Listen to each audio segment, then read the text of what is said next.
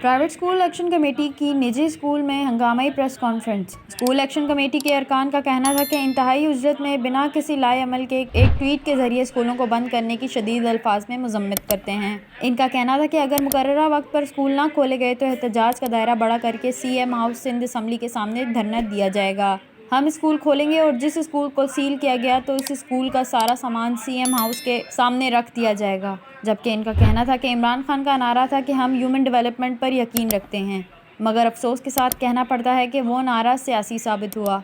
कोविड-19 से पहले 22.2 बच्चे स्कूलों से बाहर थे। अंदाजे के मुताबिक ये तादाद अब 32.2 मिलियन हो चुकी है। बच्चों को स्कूल से दूर करके मजदूरी की तरफ माइल किया जा चुका है। अगर 9 और 10 की क्लासें SOPs पर अमल दरामद करवा कर जारी रखी जा सकती हैं तो बाकी क्लासें भी चल सकती हैं। कशिश ज़हरा, MBB न्यूज़, कराची।